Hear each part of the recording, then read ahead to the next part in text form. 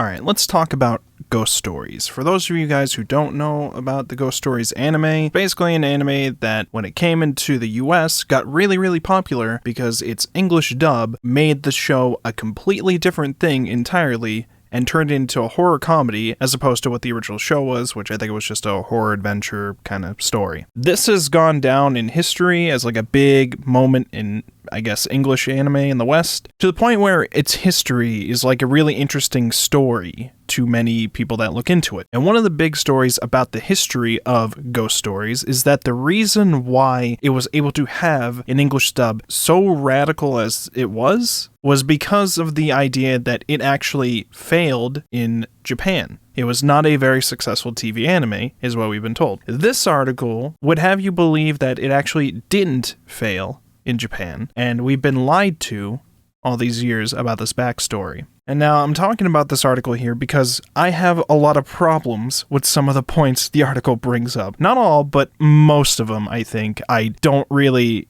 think that they understand what they're talking about with some of these points. And I want to go over this, and I want to talk about some points it makes, why I think it's misunderstanding some things, and try to, figure out what the real story behind what happened actually was in the end, which I don't really know if this article helps to bring that to light. The article starts with like a basic backstory of the events that happened to create this. Back in the year 2000, Ghost Stories aired in Japan, and the story supposedly goes that it was a major flop in Japan. So when it was later on licensed by ADV to create an English dub for it and bring it to the West, they were basically told, all right, it didn't do well over here in Japan, so we're going to let you do whatever you want with it for the dub. The only rules are just that you have to leave the characters' names the same and basically leave the plot of each episode the same. And how they defeat the monsters has to be the same too because of folklore reasons or something like that. So that was basically the only instructions they gave them. Whereas usually whenever one of these deals is done, they want to make sure that the dub stays as close to what the original show was as possible. They don't want major things being changed about the story just because it's a dub in a different language. They want to keep that kind of stuff in line usually. But here, the story is that because it was a failure in Japan, they let them do whatever with the English just to see if they could make more with it or something. That's how the story goes, and it did do really well over here. It has become an infamous dub over here in the West. You can find so many amazing clips about this dub online, some of which have not aged well for the times. You would never be able to get this kind of thing in today's world. Stephen Foster, who was in charge of the dubbing for it, basically said that he turned Ghost Stories into South Park, and yeah, it kind of feels like it. Definitely does. But this writer here, Deshaun Deladal Thomas, they wanted to look into the story about it because I guess they were wondering if it actually did fail in Japan. And so immediately after giving the backstory and the general lore that everybody knows about this, they immediately say it wasn't actually a failure at all. And they literally say there's no real evidence to even suggest that the Ghost Stories original script and audio was a massive failure, and that there is overwhelming evidence to the contrary.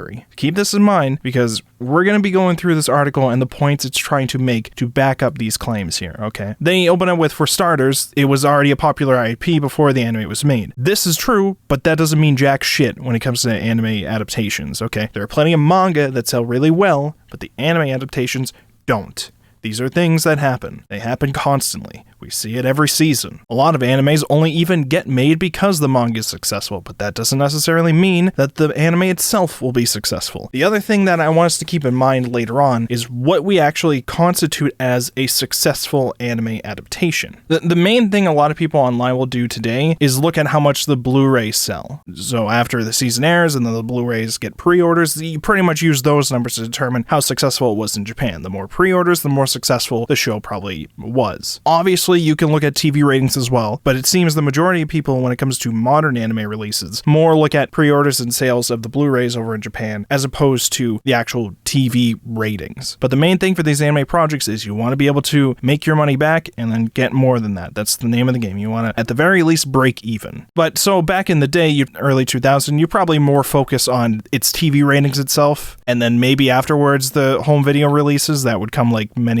months later, maybe a year later or something like that. For the most part, you would more just look at the TV ratings that happen. And we'll go into this right now because the point to back this up is that they have data for the viewer ratings of the anime as it was airing. The anime maintained a dedicated audience and average viewer ratings of 12 to 14% during its initial run. For perspective, some episodes even brought in higher viewer ratings than the immensely popular Pokemon at the time. Here's something to understand when it comes to these ratings that they're trying to talk about here, okay? Japan does not use the Nielsen scale. It doesn't. Japan uses a different scale for anime ratings through video research, I think they're called. And this is an article you can find pretty easily about how TV ratings apply to anime, answered by Justin Savakis, the guy who founded Anime News Network. And he basically explains that the Nielsen rating is not what they use in Japan. In fact, it's only really a rating scale that's used in the US. When you look into video research and what constitutes a good rating, according to things I've seen online, a good rating through video research is like 15%. Anything below that is bad to meh. I think like bad was if it's 10% or lower. So it didn't like break even or anything for the most part. 12 to 14%, it's not in the bad territory, but it's also not in the good enough for like breaking even territory. Here you have, I believe this is the original Ghost Stories airing, and then this is the special broadcast. The special broadcast got 14.6%. The original got like 11.8%. And then this down here is Pokemon. So as you can see, yes, it does do better ratings than Pokemon for this month. So that part's not wrong. But again, like I said, we're dealing with different rating scales here, right? So Pokemon might not have done that well in that month here in the ratings. That doesn't mean that overall it was not very successful, but it is something to keep in mind because in that time period, Ghost Stories did perform well than Pokemon.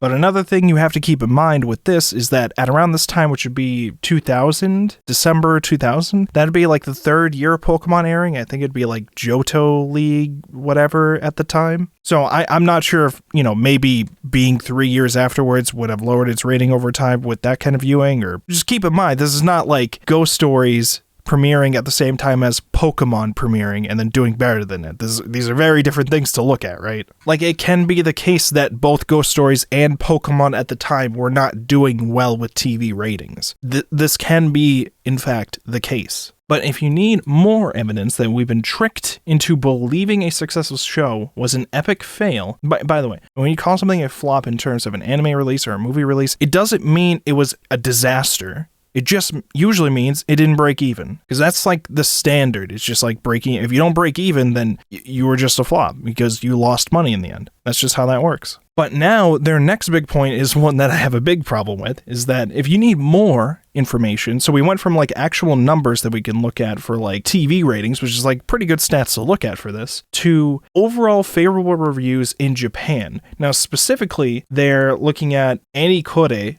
Japan, which is basically the Japanese version of My Anime List. It showed that they had a 67% score on here. So there's a couple things that we need to understand here when we're trying to use this data for this, because yes, you can use this data to say, hey, people actually really liked the show in Japan, it turns out. That doesn't necessarily mean that the show was successful when it aired. These are different things entirely. There are things called cult classics, in which the original airing or original release was not very well received, but over time, it slowly grows a cult audience that appreciates it and promotes it up. Some people go onto a website and leaving positive reviews about something, and then most of the reviews on here are just from those people, doesn't necessarily mean that it was a success. So you could try to keep this in mind, but you shouldn't use this as an indicator for whether or not it was actually successful in Japan. You also have to keep in mind, none of the reviews on this site are for when the anime came out, because the anime came out in the 2000s. I think the earliest reviews I saw were from 2011. If the anime was truly as awful as the rumor alleges, why would people continue to go back and watch the supposed boring version, and why would so many people possess fond childhood memories of watching the show when it first aired? First of all, obviously people would have fond childhood memories of watching something when it first aired, even if it's dog shit. There's something called nostalgia goggles. There's so many shows that I thought were fucking amazing when I was growing up as a kid, and if I went back and checked them out now, some of them are probably just actually dog shit, but I'm just convincing myself that it's just as fun as it was when I was young. That's just going to happen with a lot of people. That's just how it works. The reason why people were saying it was considered a flaw, apparently the main reason was they thought the script was boring. that doesn't mean you can't watch it for the nice animation, or maybe you enjoyed the characters, or maybe you enjoy the voice acting. There's like a number of other reasons that somebody might want to go back and experience it. Further contradicting the alleged failure of the anime in its original form and country is the fact that ADV Films' English dub is the only version of Ghost Stories in which the original script was radically altered. The Japanese version of Ghost Stories aired in numerous countries, and the overall tone and script remained unchanged even when it was dubbed in other languages. This does not mean that they went to every country and said, do whatever you want with it. Although, they probably gave them the same guidelines that they gave to the ADV people, but some of these other countries might not have wanted to do the fucking comedy route. Some of them might not have wanted to completely change it. Some of them might want to leave it faithful because they don't want to do extra work at fucking localizing this show that they licensed. They don't need to. This was like a Hail Mary on ADVs then just to see what would happen. This is kind of trying to imply that the Japanese studios basically said, we want you to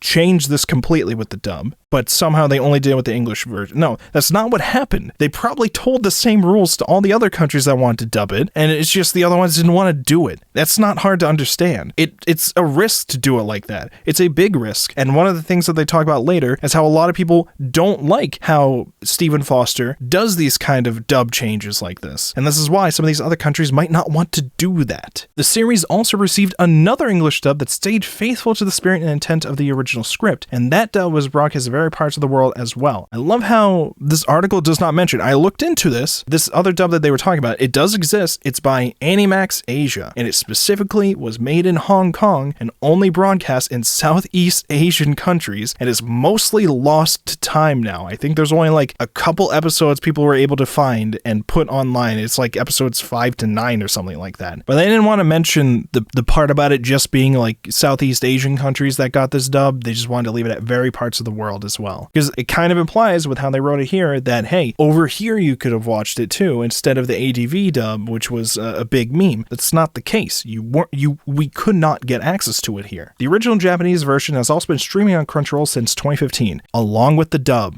Because usually, when you're licensing that, gonna want to try to grab both, and that's what Crunchyroll did. There's no reason why a failing show with a poor script will receive international broadcasts with dubs in various languages. No, there is. It's called money.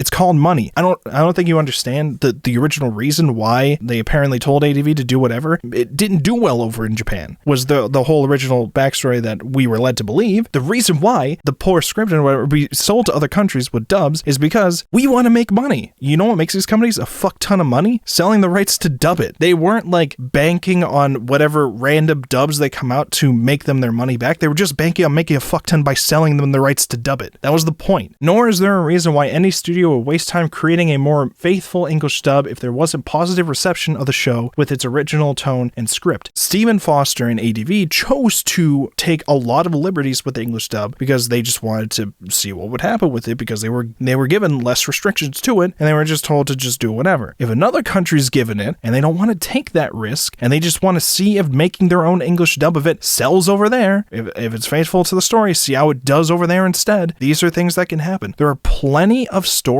that do poorly in one country and do really well in another. This is a thing that will constantly happen. There are a bunch of anime that do dog shit in Japan but sell really well in America. So I have a lot of problems with almost every point that they brought up so far, outside of taking a look and comparing the rating numbers themselves and showing how it did better than Pokemon for some time. So it's not that the information they're saying is wrong, it's just that their logical conclusions using this information, I think, is wrong. Why would a show that did poorly in Japan get international broadcast? Because they were just trying to sell the rights to anybody who would buy it. They don't give a fuck. They just wanted to make their money back, and they make more money selling dub rights to people. Why would these other countries waste their time trying to do it? They were probably sold it a little bit cheaper as well. You can negotiate how much you're licensing something for based on how successfully it was released in the original country. I know. Groundbreaking. And so that's why I have big problems with some of the logical conclusions they're coming to with what happened behind the scenes with this. It's way easier to look at all the facts of this and think, oh, they just decided to give the dubbing rights to these countries and tell them do whatever, but there's some restrictions, and America just decided, you know what, fuck it, we're going to take a risk, we're going to do some crazy dubbing stuff and just see what happens. It turns out it's a success. That doesn't mean every other country has to follow suit, and sometimes they really aren't incentivized to do so because it's a lot of work, and it's not necessarily going to be received well in every country. Now, this next section goes into detail about Stephen Foster, and it specifically goes into how Stephen Foster kind of acts online, what things he's been involved with, how much he brags about himself, and then also how a lot of fans, some of them are not particularly fond of how he messes with dubs like this, because apparently the Ghost Stories is not the first time, nor the last probably, that Stephen Foster has messed with dubs in this way. Ghost Stories is a rare case where he was able to do it to like the max. And so Fosterization was like kind of a term that came to be, where like the dub version of these animes are so like radically different with some lines that it will change entire characters' personalities almost, and maybe even alter important parts of the plot. And this is something people had a problem with for a very long time because it was probably like minor things, but like affected a lot of it when you watch the dub. And it probably started the whole mindset of don't watch these dubs, the dubs make it worse and stuff like that. It might not be necessarily wrong with a lot of cases, even some modern dubs, some things are getting fucked with that they don't appreciate. Like when Miss Kobayashi's Dragon Maid dub lowers the lesbian context going on with that show, or when the Netflix release of Neon Genesis Evangelion changes Kawaru's love line to Shinji to "You're worthy of my grace." Like that's another big example that people weren't very happy with, because you can obviously feel some kind of political bias being put into these kind of things by the people that create these works. The point I'm trying to get at here is that it's perfectly fine to not be a fan of Stephen Foster because he has done these things in the past. It's also reasonable with this context to understand why Stephen Foster himself probably seems like some guy who's just making this backstory up to make himself seem cooler. It's understandable why you'd have this perspective, and it's why I believe this article was written in this way, with some of these points and these logical conclusions I don't agree with here. But in my opinion, it's more reasonable to follow the story of it was just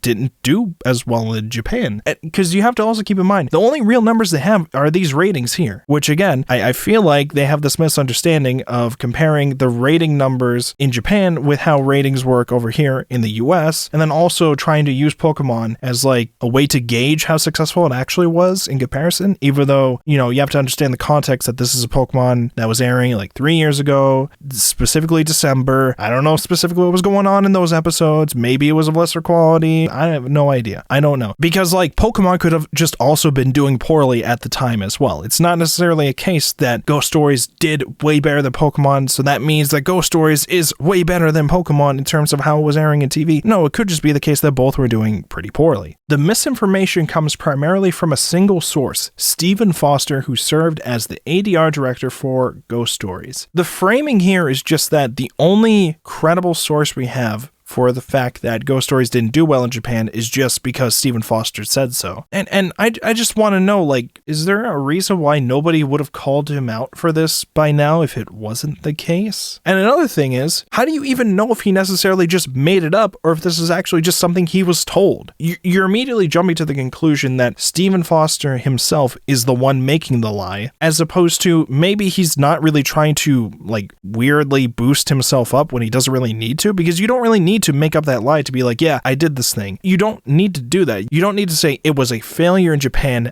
I fixed it up, made it way better. You don't need to elevate it that much. You can just also say, yeah, this aired in Japan, it was pretty good, I made it even better. Like, you can still do both of those. They still make him look good. There's no real reason for him to lie about that. They even like kind of talk about that at some point, and they mostly just attribute it to him mostly just wanting to boost his ego on the internet. And it's like, okay. One theory is that because the original Japanese script of Ghost Stories contains multiple references to Japanese folklore, perhaps the distribution company was not confident that American audiences audiences would understand or appreciate the references, resulting in ADV films being given an unprecedented amount of creative control when it came to Americanizing the English dub. This theory doesn't really hold up when we consider the fact that an alternative English dub was made that kept the original overall script intact, and that show aired with the original script and faithful dubs in other countries. Southeast Asian countries. You know, the ones that live next to fucking Japan. It was made in Hong Kong. Obviously, they have more of an understanding about Japanese folklore. This is just where it gets mind-blowing, to where, like, they're leaving out this fact. It's an important fact to understand here. Another theory is that Foster simply misunderstood what he was told about the anime's success in Japan. However, given the previous instances of him doing whatever he wanted with the anime dubs he produced, regardless of their prior success or original tone, this also seems unlikely. Wait, hold on. Listen, I want you to listen to me. Please. You cannot like him for doing that, and then also not immediately attribute him to being a liar. It doesn't need to be framed as it was not a success over in Japan for him to be given free reign to do that. As we've been told several times, he was just given permission to do whatever he wanted with it by the Japanese studio. Regardless of whether or not it was a success in Japan, he was just given free reign to do it anyways. You could be upset with his past works where he probably didn't get permission to fuck up with some of the characters or whatever. You could be upset about that while also understanding he was given permission with this one and was able to do whatever he wanted with it. This happens regardless of whether or not it was actually a success in Japan. So, like, he doesn't need to lie about it because he was given permission to do it anyways. It is made more unlikely by his own admission that he enjoys fucking up things that he believes kind of suck, which leads me to believe he thinks he was a superior writer who improved upon the foreign works he was given. You know, the ones who seem to think they were terrible until they were blessed by his quirky touch. You can think he's a shitty person and also understand that he wasn't lying when it came to whether or not he was told it was a success, right? This brings me to my third theory, and I want to preface this by saying I have nothing against Stephen Foster. All right, I don't know. We've had several paragraphs that probably speak otherwise towards this, but okay. I've even watched and enjoyed his version of Ghost Stories because I can appreciate the absolute absurdity of it all. That said, I do think the most likely scenario concerning the lie that Ghost Stories failed in Japan is that Foster is a guy who just wanted an oddly heroic, zany backstory to explain how the dub came to be. I'm not holding the attention thing against him because don't we all crave to be acknowledged on some level? On the other hand, there's also something to be said about the very poor optics of crafting and perpetuating a false narrative in which a decently successful, look at that, we're backtracking this a bit here, okay? Breaking even is the standard we need to look at here. Breaking even. That would decide whether or not it's successful. I don't think you've cracked some kind of code here that nobody else has noticed yet. I think you're taking points that are not incorrect and coming up with incorrect logical backing behind them to get towards your point in your narrative, especially when it comes to that whole international dubs exist. Why would they license them if it was actually poorly received in Japan? That's not at all a point to make here. That's not at all. Probably the only bit of actual data that could support your claim would be the average viewer rating percentages that you showed off for how the episodes performed. But you need to add more context to this. Just saying it did better than the Pokemon that was airing at the time doesn't necessarily mean it was successful. That's not how that works. What would have contributed it to being a failure in Japan, aside of just the story being boring to some viewers? Probably did have a loyal following that did like it and enjoyed it while it was airing. You have to keep in mind the times I was airing probably fucked its viewers as well, and then also the studio behind it probably had different expectations for how well it should do compared to some of their other works, right? The budget that was put into this and how much they made in the end are a big deciding factor in whether or not it's a success, especially if you compare it to some of their other works. These are reasons why you need to add more context when you have these kind of numbers there and reasonings behind why you would consider a show to be a success or a failure. When it comes to this article, I don't think it's really doing much except bringing more to light how they don't believe Stephen Foster was necessarily a hero for creating the Ghost Stories dub, which is a perfectly fine article to write. You could write